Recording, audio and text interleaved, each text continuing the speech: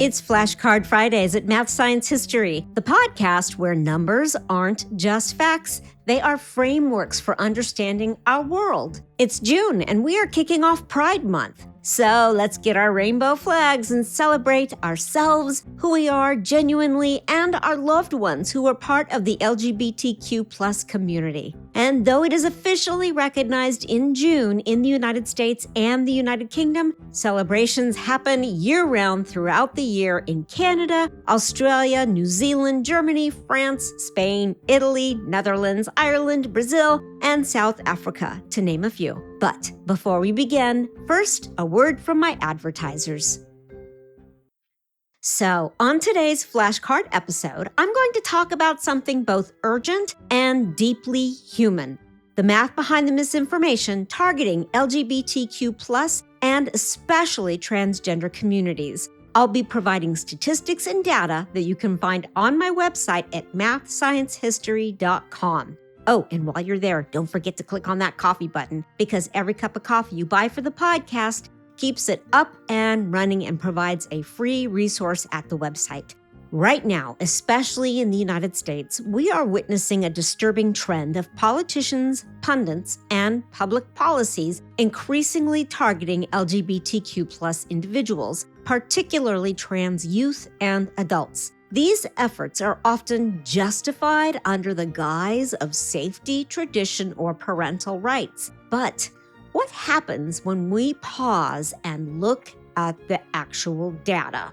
How big is the LGBTQ+ population? How many people identify as transgender? And when it comes to questions of harm, who is actually causing it? I'm going to take a closer look at the numbers, because when fear leads the conversation, facts have to speak louder. Let's begin with the basics. Just how many people identify as LGBTQ+ or transgender? According to Gallup's most recent polling in 2023, about 7.6% of adults in the United States identify as LGBTQ+. That includes people who identify as lesbian, gay, bisexual, transgender, or queer, or use other labels to describe their gender and sexual orientation. Within that group, the percentage of adults who identify as transgender is so much smaller, just 0.6 to 0.8%, depending on which study you consult. That means that out of 1,000 people, roughly 6 to 8 identify as transgender.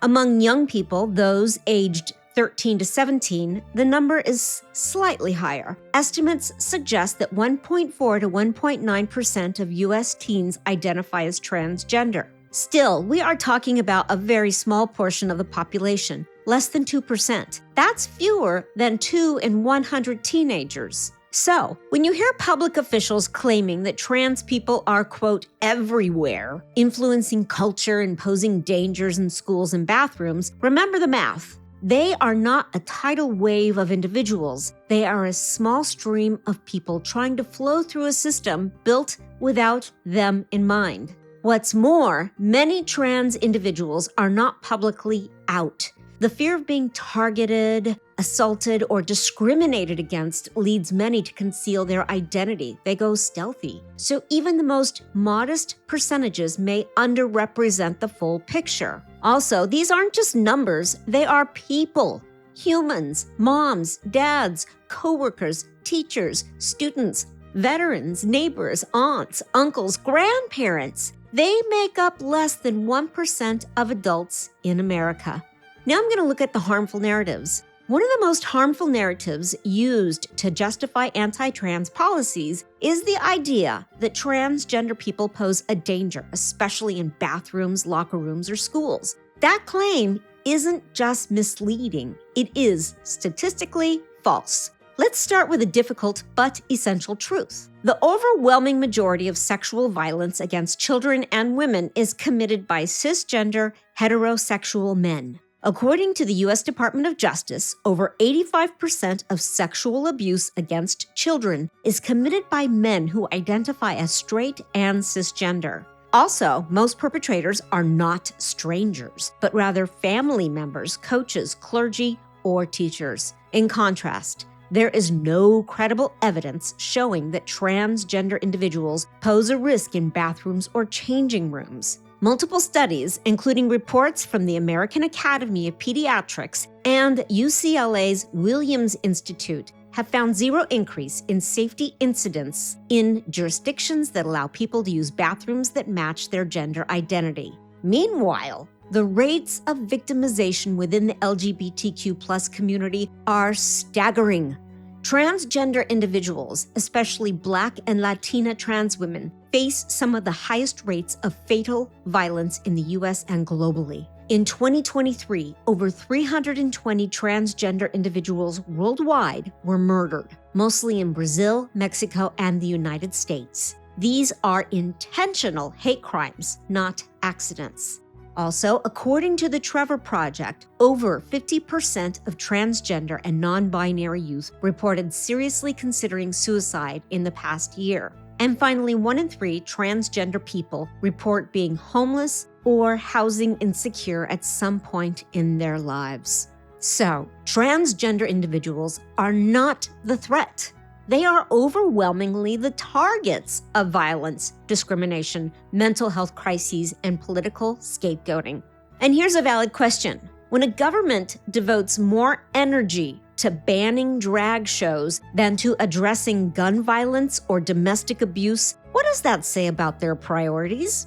Now I'm going to take a look at the wave of anti-LGBTQ+ legislation spreading across the United States. In 2023 alone, over 550 anti-LGBTQ+ bills were introduced in state legislatures, including Texas with 128 bills, Missouri with 67 bills, West Virginia with 35 bills, and other states including Florida, Tennessee, Oklahoma, North Dakota, South Dakota, Montana, Alabama, and Georgia, to name a few. Many of these bills restrict or ban gender-affirming healthcare for trans youth. They prevent trans athletes, especially girls, from competing in school sports. They censor books or curriculum that mention LGBTQ+ identities. They allow healthcare workers or public employees to refuse services based on, quote, conscience clauses. These laws are often defended with the idea of protecting children. But here's what the science says. Gender-affirming care, which includes therapy, hormone blockers, and in rare cases, surgery, reduces depression and suicide risk in transgender youth. The American Medical Association, the American Psychological Association, and the American Academy of Pediatrics all support access to gender-affirming care. Finally, denying this care has no scientific justification and is considered harmful by every major medical association in the United States. These policies are not data-driven. They are fear-driven. And when laws are written to punish people for simply existing, it affects more than health. It affects dignity, safety, and future opportunities. So, what do the numbers really tell us? They tell us that LGBTQ+ individuals, and especially transgender people, are a tiny portion of the population. Yet, they bear a massive portion of society's judgment and fear. It's so unnecessary. They are not the cause of harm. The LGBTQ+ community is the community most likely to experience harm. They are not invading society. They are simply trying to survive in it. And it's a small percentage. So in this moment, statistics are not just academic, they are armor. They are the antidote to propaganda. And they are a reminder that when fear distorts the truth, it is our job, yours and mine, to set the record straight. So, the next time someone claims trans people are dangerous or LGBTQ+ rights are, quote, too much, ask them this. What do the numbers say? What do the statistics say? Because math doesn't lie, but those who abuse power often do. Thank you for tuning in to Flashcard Fridays at Math Science History, where numbers meet humanity and facts speak louder than fear. Until next time, carpe diem.